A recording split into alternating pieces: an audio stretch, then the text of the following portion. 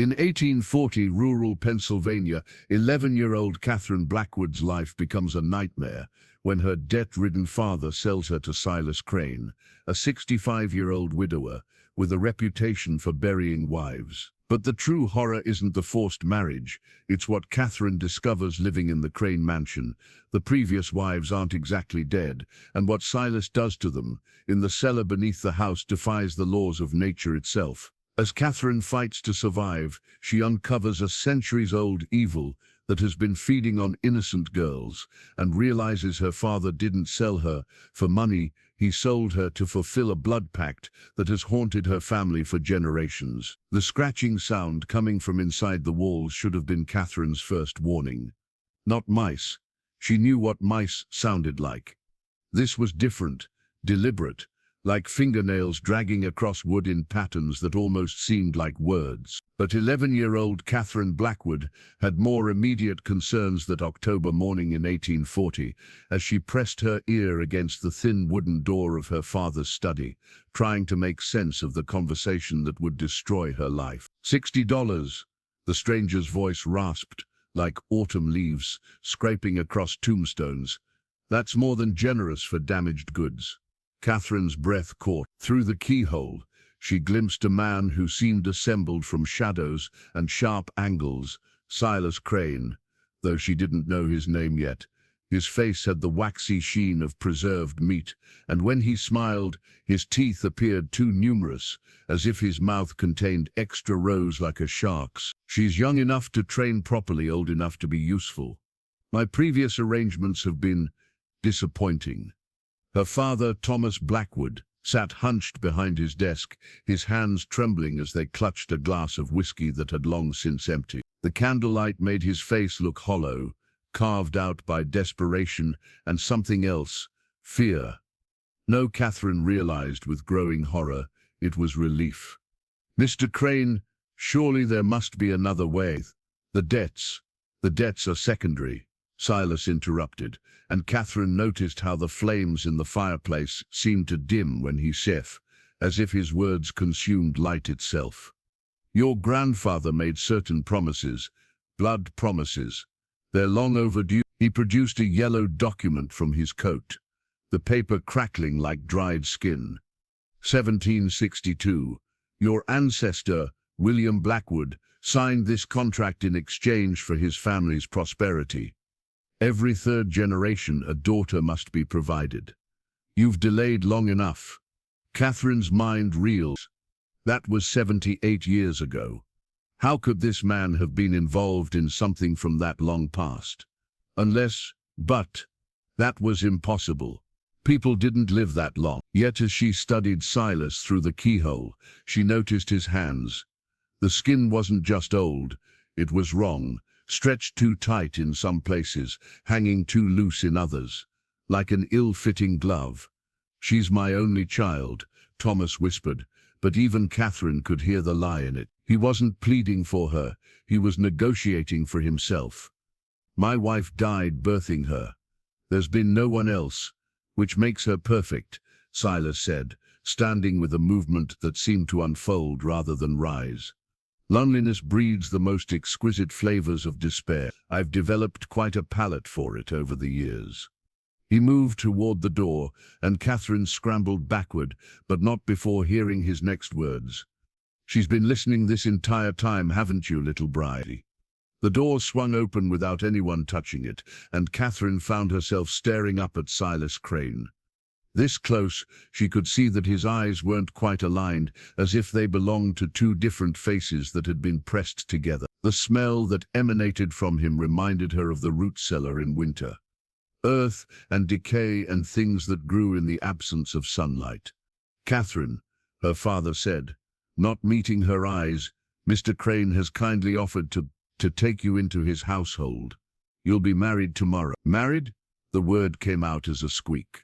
But I'm only 11. Mother always said girls don't marry until your mother is dead, Thomas said flatly, the whiskey making him cruel.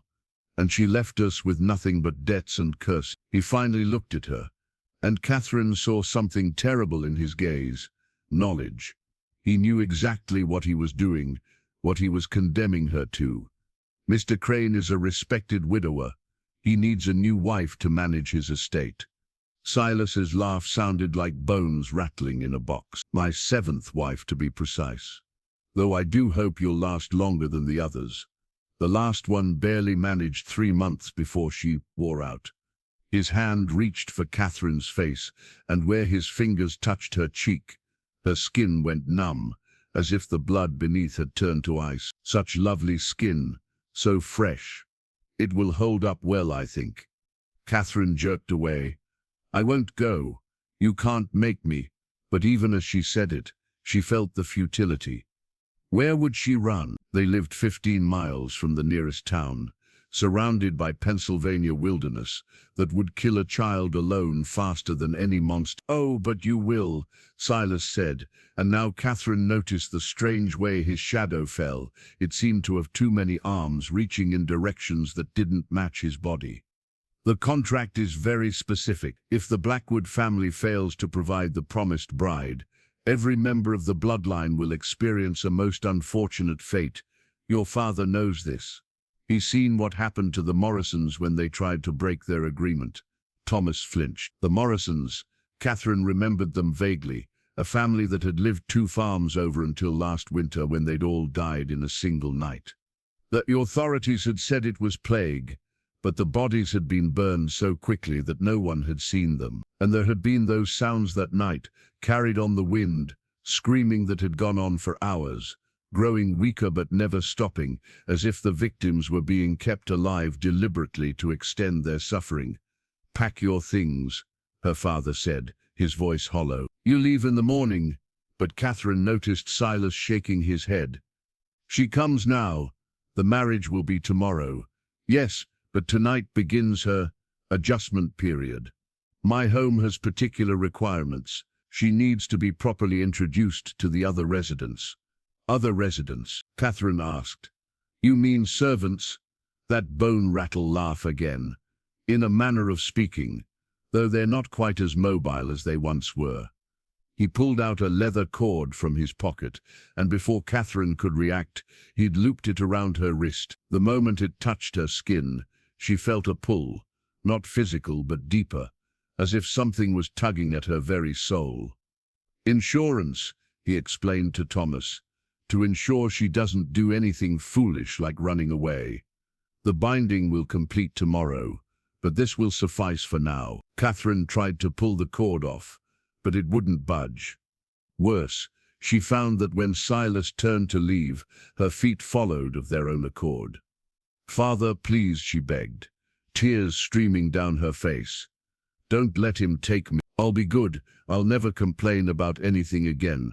It's already done, Thomas said, pouring another whiskey with shaking hands. It was done before you were even born. He looked at Silas with undisguised hatred.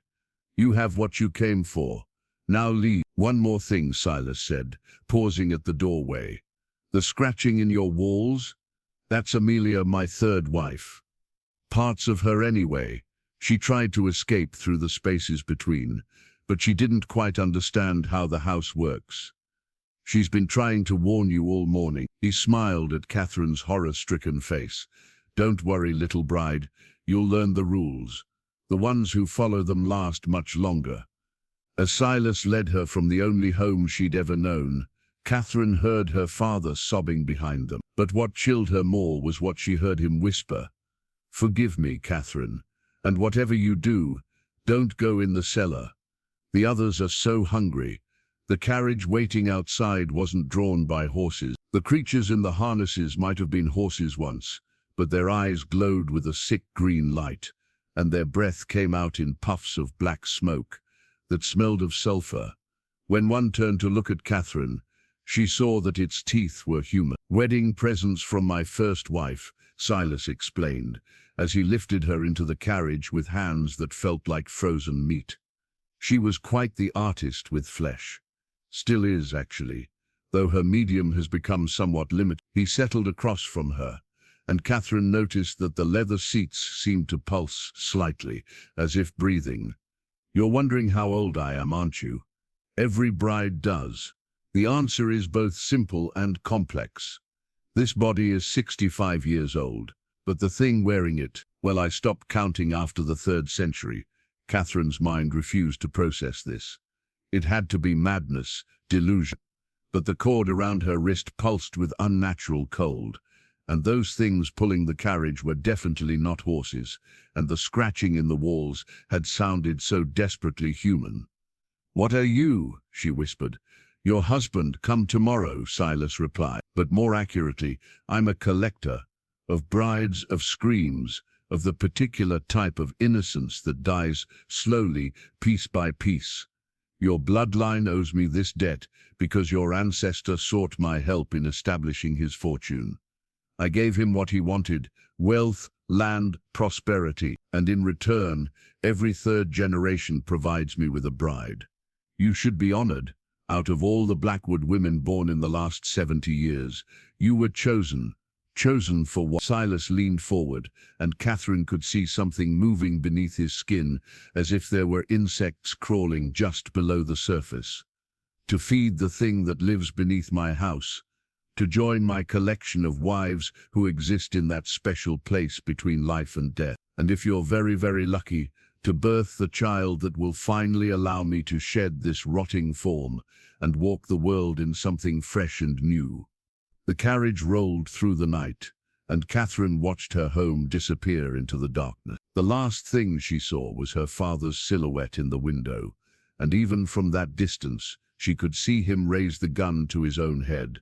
But the sound of the shot never came. Instead, there was laughter.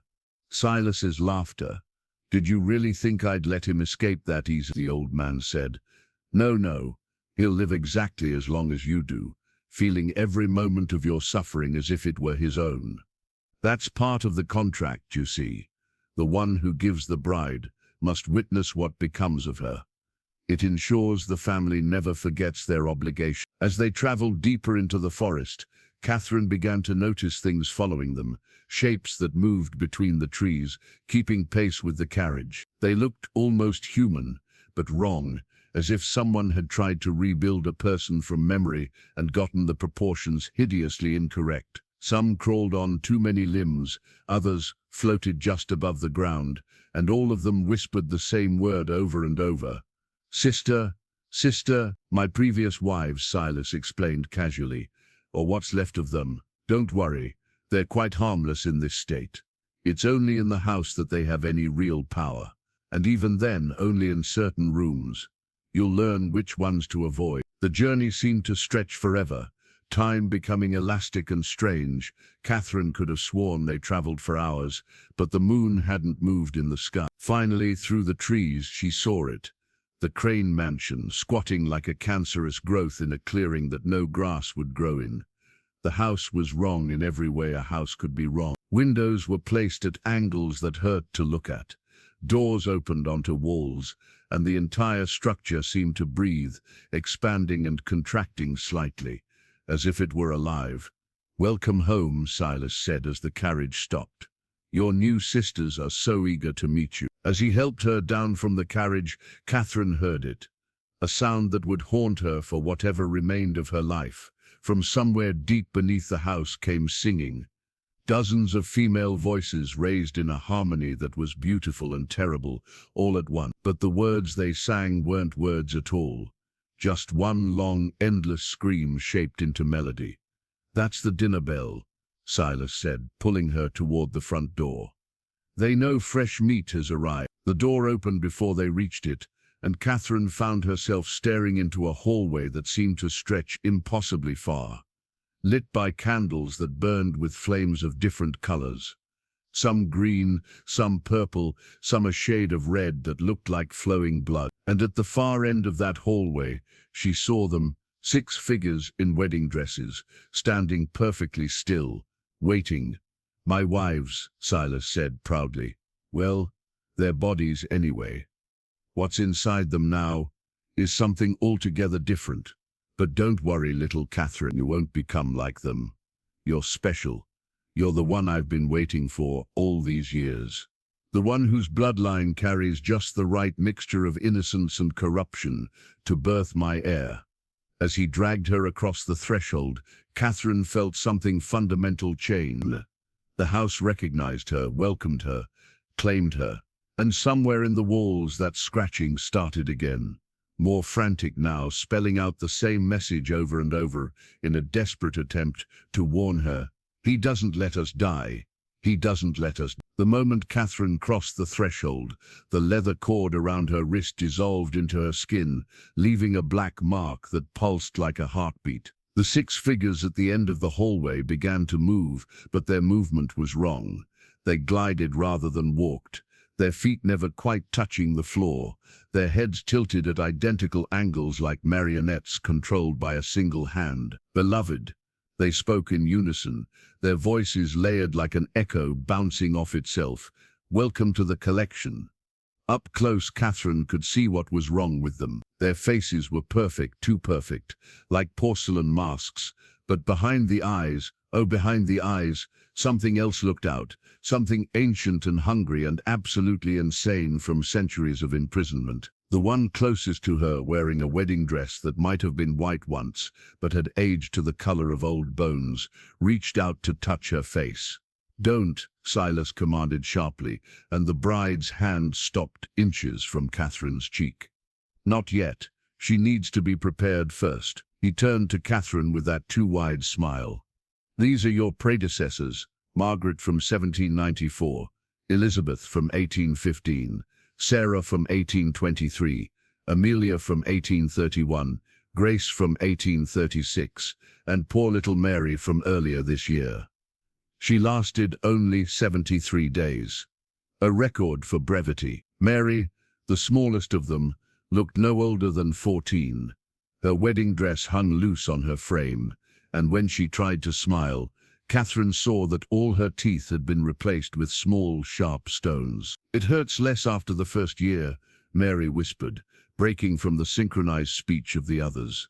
Once the thing in the cellar has eaten enough of your soul, you stop feeling much of anything. Mary, Silas said warningly, remember what happened last time you spoke out of turn. Mary's porcelain face cracked slightly, a thin line running from her forehead to her chin, leaking something black and viscous. Yes, husband, she said, her voice returning to that eerie harmony with the others. We apologize for our transgression. Silas led Catherine deeper into the house, the 6 brides following at a precise distance, their wedding dresses rustling with sounds like whispered secrets. The layout of the house defied logic. Corridors that should have led outside instead opened into more rooms, stairs that went up somehow ended in the basement, and doors opened onto walls of solid brick. Catherine tried to map it in her mind, but found the knowledge slipping away like water through cupped hands. The house doesn't like to be understood, Silas explained, noticing her confusion. It was built on a wound in the world, a place where reality is thin. The original architect went mad, of course. He's still here somewhere, built into the walls. Sometimes you can hear him screaming in the pipes. As if in response, a low moan echoed through the walls, followed by what sounded distinctly like someone begging for death in Latin. They arrived at what Silas called the preparation room. It was dominated by a copper bathtub filled with liquid that wasn't quite water.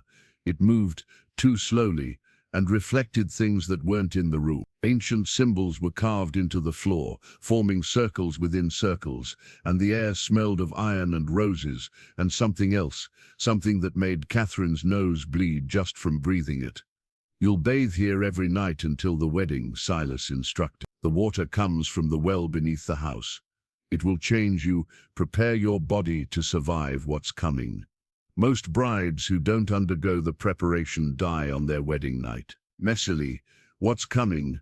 Catherine asked, though she wasn't sure she wanted to know. Consummation, all 6 brides said at once, and their synchronized laughter sounded like glass breaking in reverse.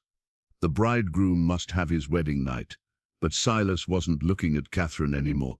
He was staring at something behind her, and his face, that horrible, waxy face, showed the first genuine emotion she'd seen: fear. Catherine turned to see what could possibly frighten a monster. A woman stood in the doorway, but she wasn't like the other bride. She was older, more solid, more real. Her dress wasn't white, but deep crimson, and her eyes were completely black, no whites at all. When she smiled, her mouth opened too wide, revealing rows of teeth that went back deeper than should have been possible. "Constance," Silas breathed. "You're supposed to be in the cellar." "The chains broke again, darling," Constance said, her voice like honey poured over broken glass. "They always do, eventually. You should know that by now." She looked at Catherine with those bottomless black eyes. "So young this time. Getting desperate, are we?" "Return to your place," Silas commanded, but his voice shook. "You know the rules you made after you realized you couldn't control me." Constance laughed, and somewhere in the house, windows shattered. "I was your first, Silas. Your first wife, your first victim, your first mistake, and I'll be your last." She moved toward Catherine with impossible grace. "Do you want to know what he really is, child? What you're really being prepared for?" "Enough," Silas roared, and the symbols on the floor blazed with sickly green light. Constance hissed like a cat and stepped back, but her smile never wavered. "3 days until the wedding," she said to Catherine. 3 days to understand what you're becoming. I'll be waiting in the cellar, little sister. We have so much to discuss." Then she was gone, not walking away but simply ceasing to be there, leaving only the smell of sulfur and old blood. Silas's composure was shattered. His hands shook as he pushed Catherine toward the tub. "Get in. The preparation must begin immediately." "What was she talking about?" Catherine demanded. "What mistake?" "Constance was my first attempt," Silas said, his words coming fast and nervous. 300 years ago, I was young, foolish. I didn't understand the proper bindings, the necessary preparations. When I tried to feed her to the thing below, she merged with it instead, became something new, something I can't control." He grabbed Catherine's shoulders, his fingers digging in painfully. "But you're different. Your bloodline, the Blackwood Wook, it makes you compatible. You won't become like her. You'll become something useful." The 6 brides began to undress Catherine with mechanical precision, their cold fingers working at buttons and laces. She tried to fight, but her limbs wouldn't obey. The mark on her wrist pulsed, and she found herself stepping into the tub, despite every fiber of her being screaming in protest. The liquid was neither hot nor cold, but somehow both at once. It didn't feel like water, more like being submerged in liquid starlight. If starlight could burn and freeze simultaneously. Catherine gasped, and some of it got in her mouth. It tasted like memories of things that hadn't happened yet. "Every night until the wedding," Silas repeated, 1 hour each time. "It will hurt less as you adjust." He turned to leave, then paused. "And Catherine, don't listen to Constance. She lies. They all lie, even I lie.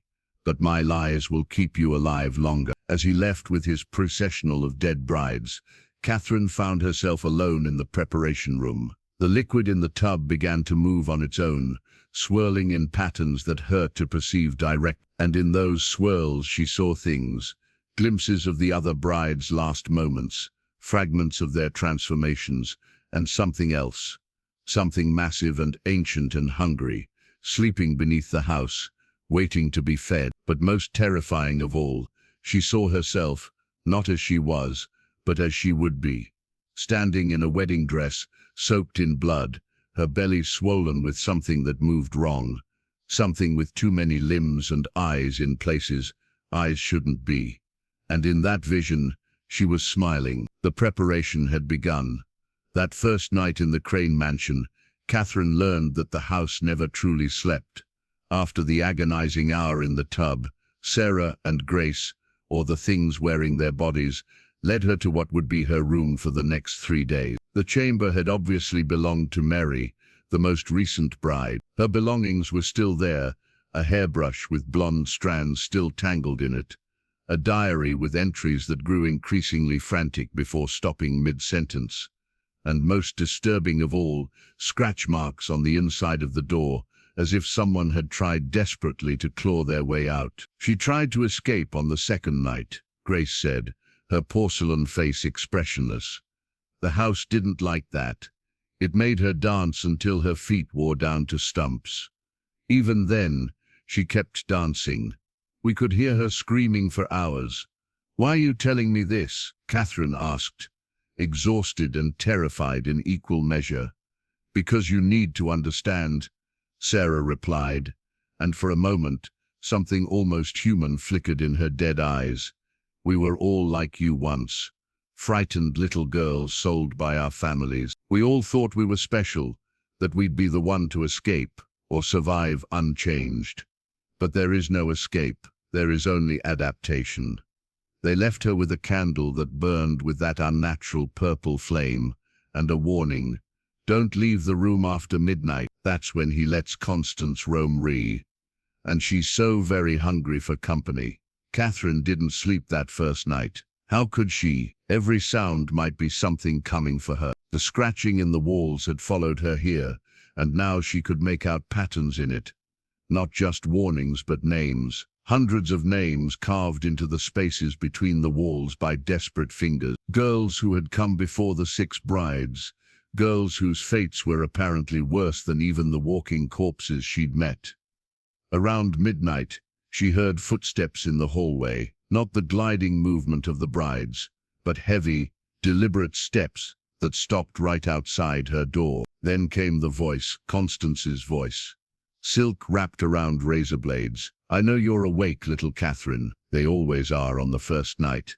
Shall I tell you a bedtime story about a young woman who thought she was marrying into wealth, only to discover her husband was something wearing a human suit? About how he fed her to the thing in the cellar, bit by bit, keeping her alive through it all because the creature prefers living food." Catherine pulled the blankets over her head, a childish gesture, but the only comfort available. "But here's the secret," Constance continued, and Catherine could hear her pressing against the door, could hear the wood beginning to splinter. "I didn't die. I became the thing in the cellar, and we made a deal. It would share its power if I shared my humanity. Now I'm neither human nor monster, but something worse, something that remembers being both." A laugh like breaking bones. "In 3 days you'll have the same choice. Die as his bride, or live as something else. Choose wisely." The footsteps moved away, but the damage was done. Catherine couldn't stop thinking about that word, choose. Everyone else had talked as if her fate was sealed, but Constance suggested there was still a decision to be made. But what kind of choice was it really? Death or transformation into a monster? Catherine woke to find Mary standing over her bed, those stone teeth clicking together in what might have been nervousness.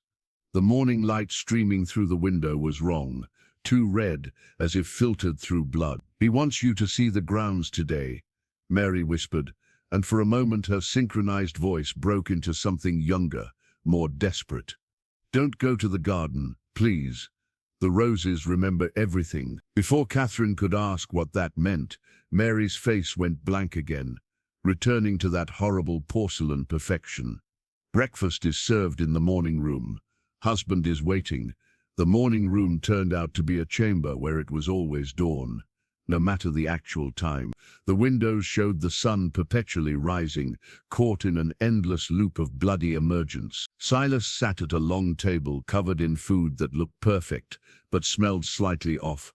Fruit that was too bright, meat that moved slightly when you weren't looking directly at it, bread that whispered when you broke it. "You survived your first night," he said, gesturing for her to sit. Constance didn't break down the door.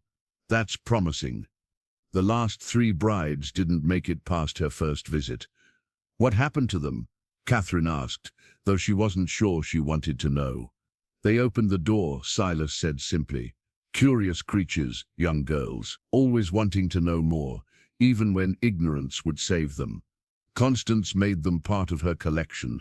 The incomplete brides, she calls them. They exist in the spaces between the walls now, not dead enough to rest, not alive enough to escape. So that's what the scratching was." Catherine felt sick, How many girls were trapped in those spaces, slowly going mad in the dark?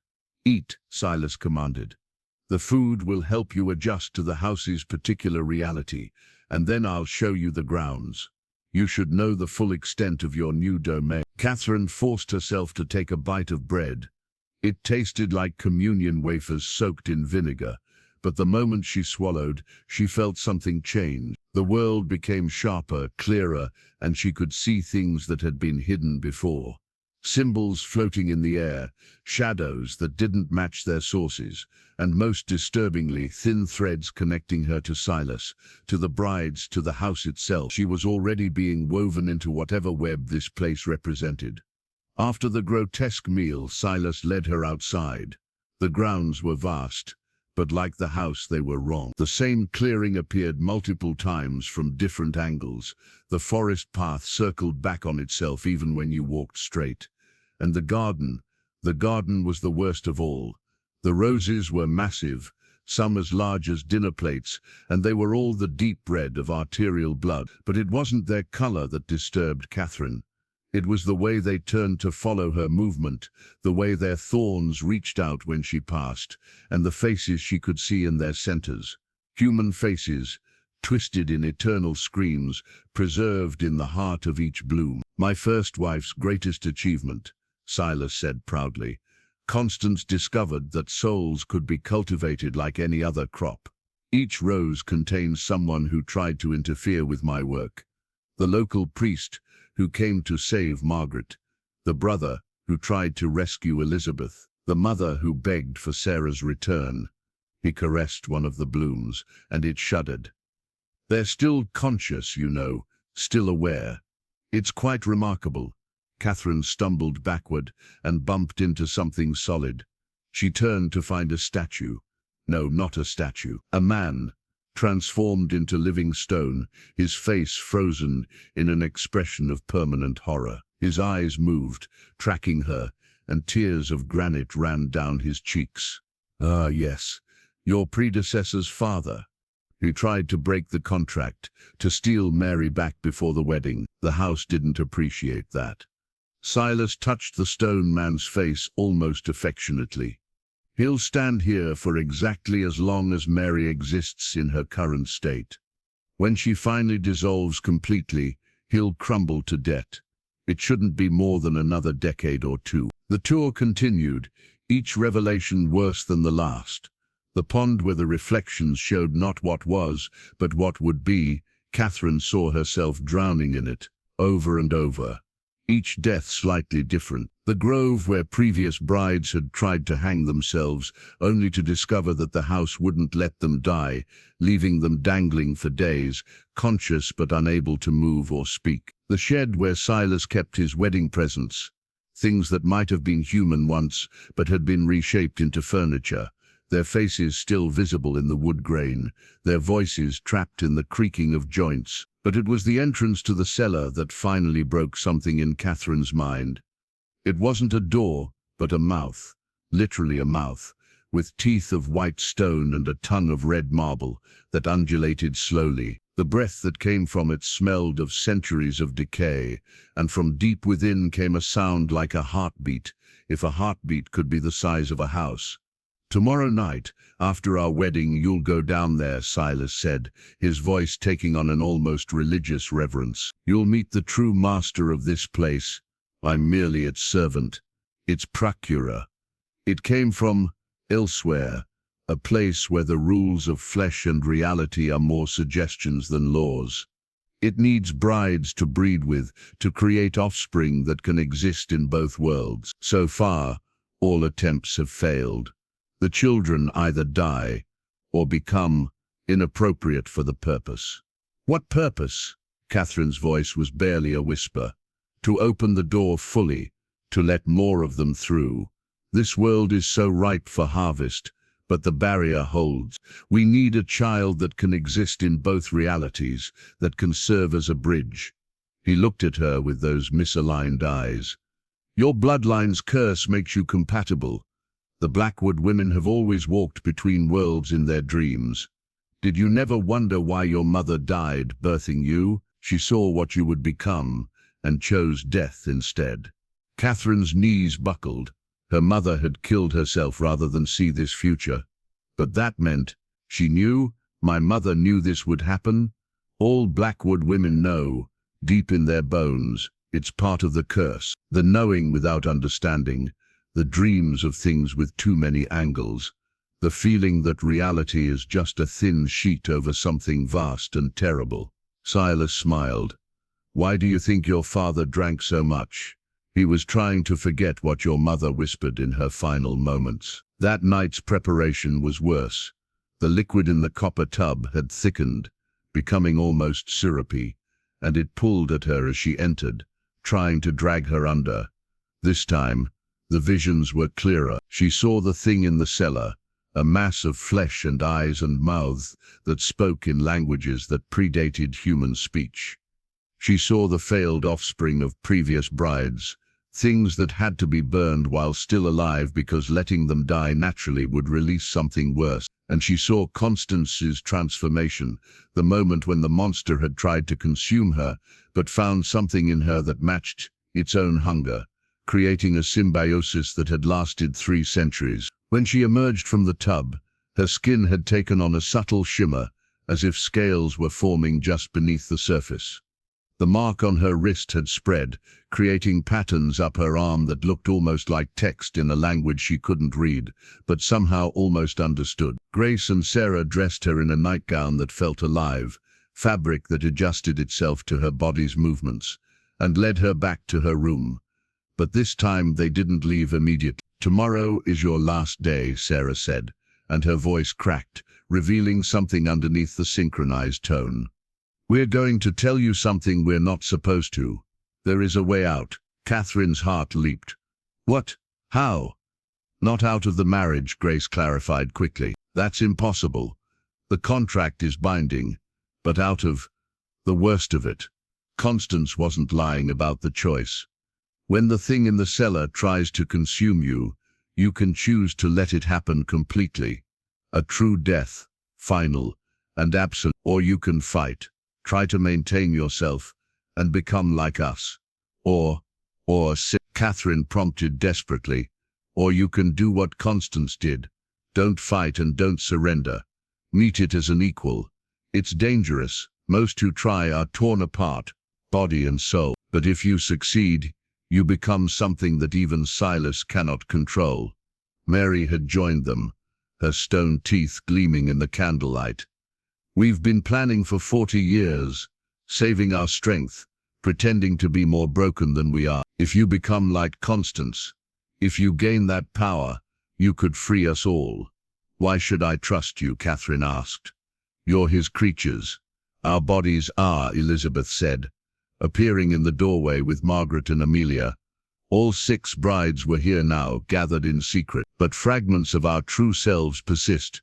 We've been waiting for the right bride, one with the strength to survive the transformation. The Blackwood curse makes you strong enough, and your age, the younger the bride, the more adaptable the soul."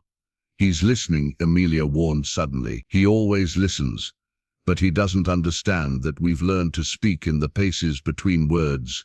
When we move in unison, when we speak in harmony, we're actually communicating in the gaps, the pauses, the silence between sounds." They began to speak together, that horrible synchronized voice. But now Catherine understood. In the microseconds between their words, in the breathless pauses, she heard their true message. The cellar mouth opens only for willing brides. If you go down fighting, it will crush you. Go willingly, but with intent. When the thing offers to consume you, ask it a question first. It cannot lie when feeding. Ask it what it truly wants. The answer will give you power. Then they were gliding away, returning to their designated places in the house, leaving Catherine alone with this terrible knowledge. Tomorrow was her wedding day. Tomorrow she would have to choose what she would become. But that night, Constance came again, and this time, Catherine was ready to listen. The scratching in the walls had become frantic by the 3rd morning, and Catherine could finally understand what they were saying. Dozens of girls, trapped between spaces, were trying to warn her, don't drink the wine, don't eat the cake, don't say the vows, don't look it in the eyes, but their warnings came too late. The transformation had already begun. Catherine's skin now had a definite scaled texture, beautiful in its own terrible way, like she was becoming something between reptile and human. The mark on her arm had spread across her chest, forming words in that ancient language that her mind could almost grasp. When she looked in the mirror, her reflection sometimes showed her with too many eyes, or arms that bent in impossible directions, glimpses of what she was becoming. Silas arrived at dawn with the wedding dress. It was white, but not any white that belonged in the natural world. It seemed to glow with its own light, and when Catherine touched it, she felt the consciousness of every bride who had worn it before. Their memories flooded through her. Margaret's terror as she realized what her husband truly was, Elizabeth's failed escape attempt that ended with her legs removed and reattached backward, Sarah's pregnancy with something that had to be burned before it could fully form, Amelia's transformation into the thing that scratched in the walls, Grace's lobotomy when she wouldn't stop screaming, and Mary's final dance on stumps of flesh. It was Constance's dress originally, Silas explained as the 6 brides began to dress Catherine with their mechanical precision. She wore it for 7 days and 7 nights during our wedding ceremony. By the end it had absorbed so much of her essence that it became alive itself. It will help you survive what's coming. The dress tightened around Catherine like a second skin, and she could feel it pulsing with Constance's heartbeat, or whatever Constance had instead of a heart now. Through the fabric she felt the first bride's memories, clearer than the other. Constance had been 15 when she married Silas, back when he wore a different body, younger and more handsome, but with the same wrongness underneath. She had loved him at first, believed his lies about eternal life together, right up until the moment he threw her into the cellar. But something had gone wrong. The thing below had been younger then, hungrier, but less sophisticated. When it tried to consume Constance, it found something in her that matched its own nature, a vast, gnawing emptiness where love should have been, created by years of abuse before Silas ever found her. Instead of consuming her, the creature had merged with her, creating something new, something that terrified even Silas. The ceremony will be at sunset, Silas said, adjusting the dress with fingers that left frost patterns on the fabric. The local priest will officiate, or rather, the thing wearing the priest will. Father Morrison has been dead for 6 years, but his body serves adequately for official purposes. Catherine was led to the preparation room one final time. The liquid in the copper tub was now thick as honey and dark as oil. When she entered it, it didn't just change her body, it rewrote her from the inside out. She could feel her organs shifting, multiplying, preparing for whatever violation awaited her. Her bones hollowed like a bird's, while somehow becoming stronger. Her blood turned black and cold. But the worst change was in her mind. She began to understand things she shouldn't. The true names of colors that didn't exist. The sound of light dying. The taste of tomorrow's regrets. The house's geography suddenly made perfect sense. She could see how it folded through dimensions, existing in 17 different realities simultaneously. When she emerged from the tub for the last time, she wasn't entirely human anymore. But she wasn't what Silas expected either. The Blackwood curse, instead of making her compatible with the creature below, had done something else. It had made her into something that could challenge it. The wedding ceremony was held in the garden among the screaming roses. The guests were all dead. Former victims of the house, reanimated and puppeted by invisible strings. They sat in neat rows, their dead eyes weeping blood, their mouths frozen in permanent smiles. The thing pretending to be Father Morrison stood at a pulpit made from human bones, holding a Bible bound in skin. As the sun began to set, painting everything the color of fresh wounds, Silas led Catherine down the aisle. The wedding march played from nowhere and everywhere at once, performed on instruments that sounded like tortured cats. The 6 brides stood as bridesmaids, their faces cracked and leaking that black substance. But Constance was there too, standing in the shadows just beyond the garden, and when Catherine met her eyes, the first bride mouthed a single word: remember. The ceremony was a blasphemy. The vows weren't promises, but incantations, each word binding Catherine tighter to the house, to Silas, to the thing below. When Silas placed the ring on her finger, a band of metal that looked like frozen screams, she felt the last of her human life slip away. "You may kiss the bride," the dead priest intoned. Silas leaned in, and his lips were like frozen meat against hers. But in that kiss, Catherine did something unexpected. She bit down, hard, and tasted his black blood. It burned like acid, but it also gave her knowledge. The true history of this place, the nature of the thing in the cellar, and most importantly, Silas's real name. Names had power, and now she had his. He pulled back, genuinely surprised for the first time. "You little Thaddeus Crawler," Catherine said, speaking his true name, the one he'd hidden for 3 centuries. "That's what you were before the transformation, a grave robber who made a deal with something that should have stayed buried." The garden went silent. Even the roses stopped screaming. The 6 brides turned to stare, and for the first time, real emotion flickered across their porcelain faces: hope. "Clever girl," Silas Thaddeus hissed, his face rippling as his true form tried to break through. "But names only have power if you have the strength to wield them. And you're still just a child." "Not anymore," Catherine said, and her voice had harmonics now, layers that hadn't been there before. "The preparation changed me, but not how you plan. The Blackwood curse doesn't make us compatible with your monster. It makes us into something that can devour it instead." The ground began to shake. From beneath the earth came a roar that wasn't sound but pure sensation, rage and hunger, and terrible intelligence combined. The cellar mouth was opening on its own, the tongue lolling out, inviting them in. "It's time," Silas said, his composure returning. "Your wedding night awaits." But as he dragged her toward the cellar, Catherine heard Constance laughing, a sound like music played on broken instruments. "Finally," the first bride said. "Finally someone who understands the game." The descent into the cellar was like traveling through a throat made of stone and nightmares. The walls pulsed with peristaltic motion, pushing them deeper. Catherine could hear the 6 brides following, their footsteps perfectly synchronized, and behind them Constance, no longer hiding her presence. The cellar wasn't a room but a cavity, a hollow space that existed outside normal geometry. It was simultaneously vast as a cathedral and cramped as a coffin. The walls were lined with failed offspring from previous attempts, things with too many limbs or not enough. Creatures that were inside out, babies that had aged 100 years in minutes, women who had been pregnant for decades with children that refused to be born. And in the center was the thing itself. It had no fixed form.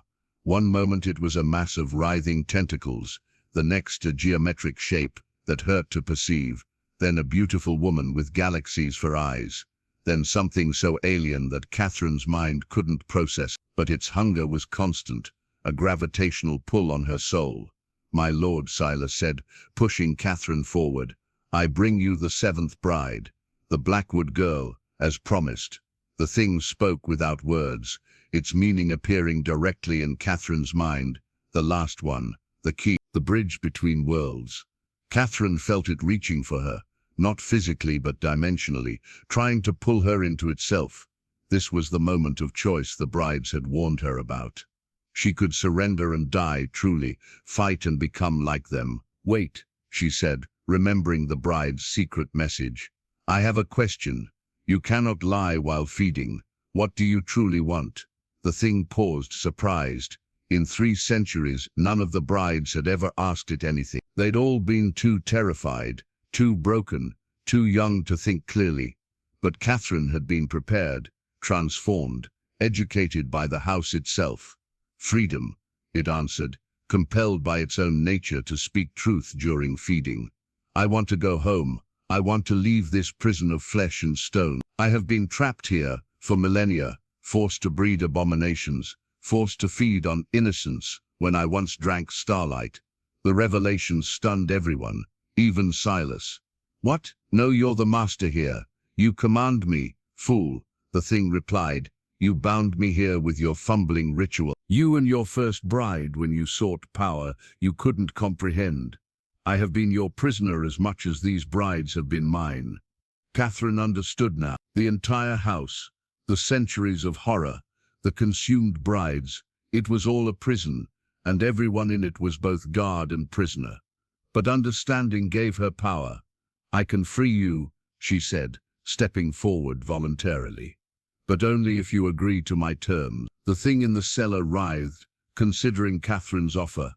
Around them, the walls began to bleed memories, scenes from every bride who had been consumed here, their final moments playing out in crimson shadow. Silas stood frozen, his carefully constructed reality crumbling, as he realized he had never been the master of this place. Terms? The creature asked, its voice like grinding continental plates. What terms could a child offer to something that has existed since before your son was born? Catherine felt the Blackwood curse singing in her veins, that ancient wrongness that had plagued her family for generations. But now she understood what it really was. Not a curse, but a vaccination. Her ancestor hadn't made a deal with Silas at all. He'd made a deal with something else, something that knew this day would come, something that had been preparing the Blackwood line for 3 centuries to produce her. I offer you a trade, Catherine said, her voice steady despite the terror coursing through her. My body for your prison. You take my flesh, and I take your chains. You go free and I become the new heart of this house. No, Silas roared, rushing forward, but Constance was there, grabbing him with hands that had too many joints. You don't understand what you're doing. I understand perfectly, Catherine replied. You see, I know something you don't, Thaddeus. My mother didn't die birthing me. She became something else, something that could whisper through time. She's been preparing me for this moment since before I was born. The air in the cellar changed, became thick with possibility. And then Catherine heard it, her mother's voice coming from everywhere and nowhere. My darling girl, my brave, clever girl. The Blackwood women were never cursed. We were evolved, changed to be able to house something far more powerful than flesh. The thing in the cellar laughed, a sound that shattered several of the failed offspring containers. The mother lives. The mother planned. The mother knows. Very well, child. I accept your terms. What happened next defied description. The creature didn't enter Catherine so much as turn her inside out, through dimensions she didn't know existed. She felt herself expanding, becoming vast, her consciousness spreading through every stone of the house, every root in the garden, every drop of water in that copper tub. She was becoming the house, and the house was becoming her. But the creature had underestimated the Blackwood curse. As it tried to escape through the portal Catherine's transformation created, it found itself caught. The curse wasn't just a protection, it was a trap designed over centuries for this exact moment. Did you think we were fools? Catherine's mother spoke through her daughter's throat, though Catherine's body was now something between flesh and architecture. Did you think the Blackwood women suffered for nothing? Every generation we grew stronger, more adaptable, more capable of containing things that shouldn't exist. And now, at last, our purpose is fulfilled. The creature realized its mistake too late. It wasn't being freed, it was being transferred from one prison to another. But this new prison was worse, because Catherine wasn't just containing it, she was digesting it, breaking it down, absorbing its power and knowledge, while destroying its consciousness. Silas watched in horror as his carefully maintained world collapsed. The 6 brides began to crack, their porcelain faces falling away to reveal the women underneath. Not beautiful, not young anymore, but real and alive and furious. The house's hold on them was breaking as Catherine rewrote its rules. Impossible, he whispered. The contract. The contract was with the house, Constance said, her form shifting, becoming more human with each second as Catherine's transformation progressed. And Catherine is becoming the house. She can rewrite any deal made here. The cellar began to fold in on itself, reality bending as Catherine's new form struggled to contain both the creature and maintain physical space. The walls became flesh, then stone, then something between. Eyes opened everywhere. Human eyes, Catherine's eyes, watching everything at once. "Run," the new house thing that had been Catherine said with 1,000 mouths. "All of you run. I can't hold this form stable much longer." The brides didn't need to be told twice. They fled up the throat tunnel of the cellar, their feet finding purchase on surfaces that shouldn't have existed. But Silas remained, staring at what his child bride had become. "You've doomed us all," he said. "Without the creature, without the breeding program, the barrier between worlds will collapse. Things far worse than my master will come through." Catherine House laughed, and windows throughout the mansion shattered in harmony. "No, Thaddeus, that was the lie it told you to keep you feeding it. The barrier was never weak. It was the creature's presence that was weakening it, trying to claw its way home. Now that I'm consuming it, the barrier is healing." She manifested a form in front of him, not her child body, but something adult and terrible and beautiful, made of living wood and stone and starlight. "But you're right about one thing. I have doomed you. You see, I'm hungry now, so very hungry. And you've been marinated in evil for 3 centuries. You'll be delicious." Silas tried to run then, but it was far too late. The house was Catherine now, and she was everywhere. The floors opened beneath him, revealing not a cellar but a stomach, lined with teeth that had once been doorways. He fell, screaming, and Catherine savored every moment of his consumption, drawing it out the way he had drawn out the suffering of so many brides. Above, the 6 brides and Constance reached the garden.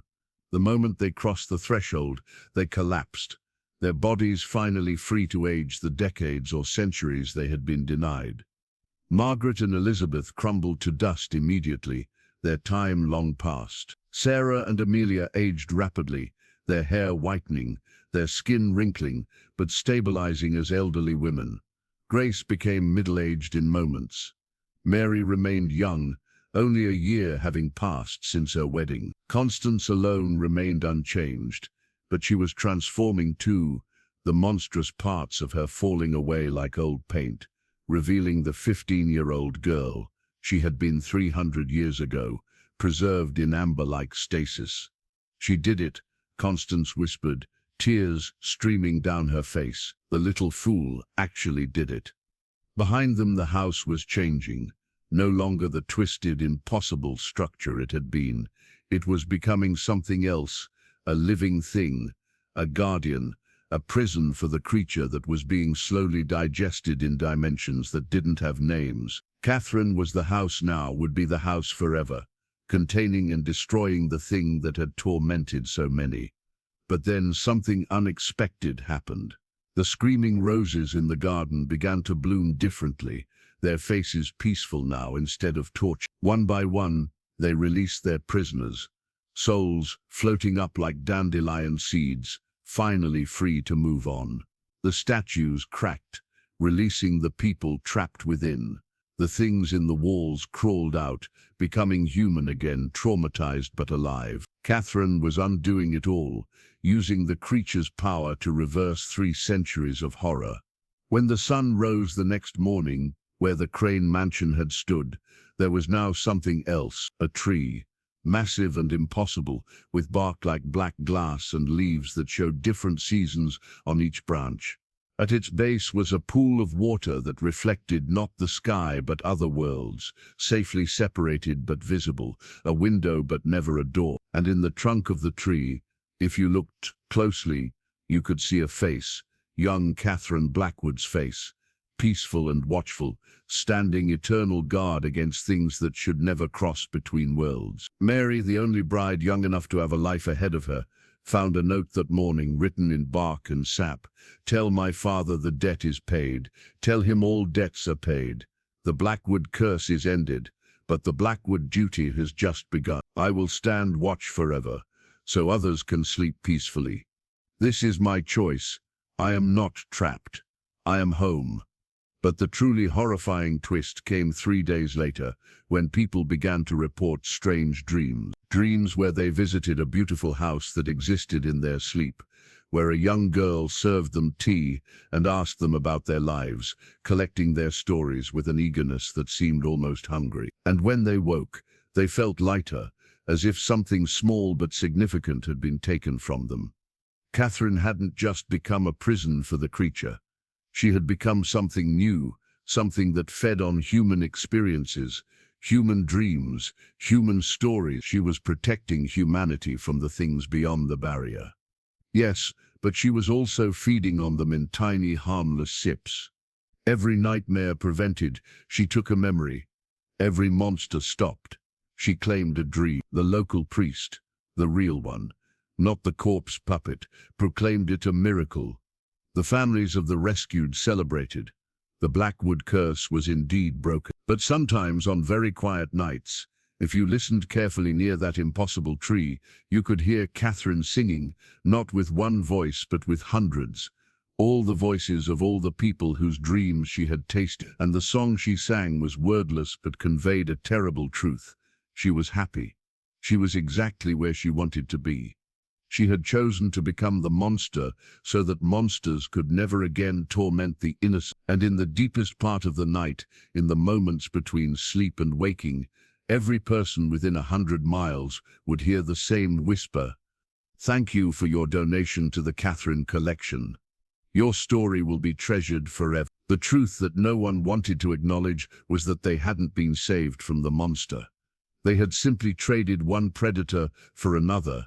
Gentler one, Catherine Blackwood, 11 years old forever, guardian and prisoner, protector and parasite, would feed on humanity's dreams until the stars went out. But perhaps that was better than the alternative. Perhaps a monster that took only dreams was preferable to one that took flesh and souls. Perhaps Catherine had made the only choice that mattered. To become the evil that prevents greater evil, to be the darkness that holds back the dark. Or perhaps she had simply become the very thing she sought to destroy, just with better table manners. The Blackwood family received a letter a week after the transformation. It was written in what looked like ink, but smelled like iron and roses. It said only, "Father, I forgive you, but forgiveness doesn't mean I'm not hungry. Every Blackwood descendant will dream of me, will feed me, will know that their nightmares are the price of their ancestors' choices. The curse is ended, but the payment is eternal. Sleep well, I'll be visiting soon." Thomas Blackwood was found dead the next morning, a smile on his face, and his body drained of something essential but indefinable. The authorities called it natural causes, but those who knew the truth understood. Catherine had taken her first real meal, and it had been the father who sold her. The tree still stands today, though the town around it has long since been abandoned. They say if you touch its bark, you can feel it pulse like a heartbeat. They say if you look into the pool at its base, you can see other worlds, terrible and beautiful. They say if you sleep beneath its branches, you'll have the most wonderful dreams, but you'll wake up having forgotten something important. Your first kiss, your mother's name, the face of someone you loved. And sometimes, just sometimes, visitors report seeing a young girl in a wedding dress, sitting in the tree's branches, ancient and young, terrible and beautiful, monster and savior, all at once. She waves at them and asks a simple question. Would you like to hear a story? I have so many now, so very, very many. Those who say yes are never quite the same afterward. They live normal lives, but something is missing, some essential spark that made them who they were. They become part of Catherine's collection, their stories added to her eternal library of human experience. The most terrifying part. They're grateful for it, because in exchange for what she takes, Catherine shows them the truth. How close the world constantly comes to ending, how many things try to break through from other dimensions, how thin the barrier really is. And they understand that a little girl who became a monster to save the world deserves to be fed. The Catherine tree, as locals called it before they all moved away, stands eternal, and Catherine Blackwood, the girl who was sold at 11, who was meant to be a victim, who chose to become something worse than death, to prevent something worse than hell, continues her vigil.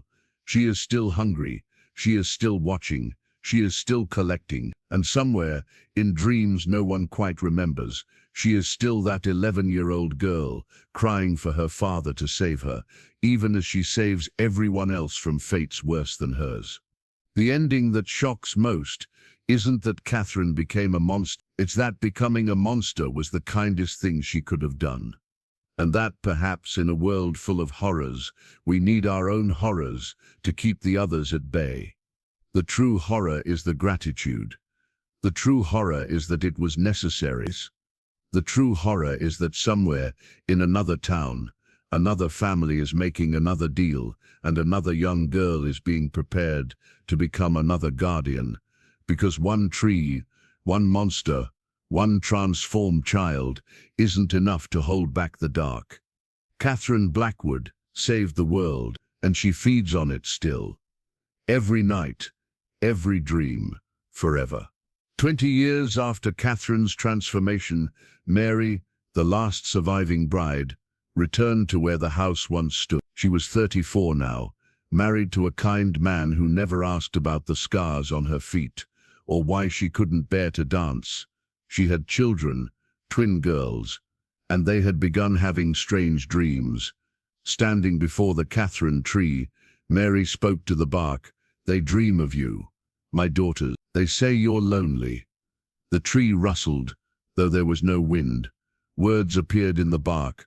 "I am vast. I contain multitudes. How can I be lonely? Because multitudes aren't companionship." Mary replied, "You're a child, Catherine, no matter what you've become. And children need friends." A pause. Then, "What are you suggesting?" Mary took a deep breath. "Let me help. Let me bring you willing offerings, people who are dying anyway, who want their stories preserved. Let me teach others the truth, so they can choose to feed you, rather than being fed upon. Let there be consent in this horror." The tree was silent for so long, Mary thought she'd been refused. Then Catherine materialized, not fully, just a transparent echo of the girl she'd been. "You would do that? After everything?" "Because of everything," Mary corrected. "I know what you saved us from. I know what you became to do it. The least we can do is make sure you're not alone in your vigil." And so began the Order of the Catherine Tree. Not a cult, but something stranger, a support group for a monster that used to be a child, a feeding system for something that shouldn't exist, but must.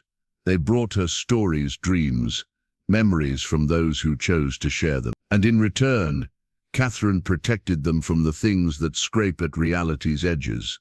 But the most shocking revelation came when Mary's daughters turned 11. They began to change, their skin taking on that subtle scaled texture, their dreams showing them impossible geometries. The Blackwood curse hadn't ended, it had evolved. Every girl who heard Catherine's story, who felt sympathy for the child bride, who wished they could help, began to transform. Catherine wasn't just feeding on humanity, she was spreading, creating others like herself, a network of guardian monsters hidden in plain sight. Each one would eventually find their own horror to contain, their own darkness to devour, their own tree to become. The world was being quietly infected with protective monsters, little girls who chose to become nightmares to prevent worse nightmares, and at the center of it all was Catherine Blackwood. No longer alone, no longer just a guardian, but the first of a new species. Humanity would survive the things beyond the barrier, but humanity itself was changing, one sympathetic girl at a time, into something that could look at horror and say, "I can become worse than you if it means protecting those I love." The final truth, the one that would never be spoken aloud, was that Catherine had won more completely than anyone imagined. She hadn't just saved the world, she had begun transforming it into something that could save itself, even if that meant becoming monstrous in the process. The meek hadn't inherited the earth. The monsters had, and they were all 11-year-old girls who had chosen to be brave.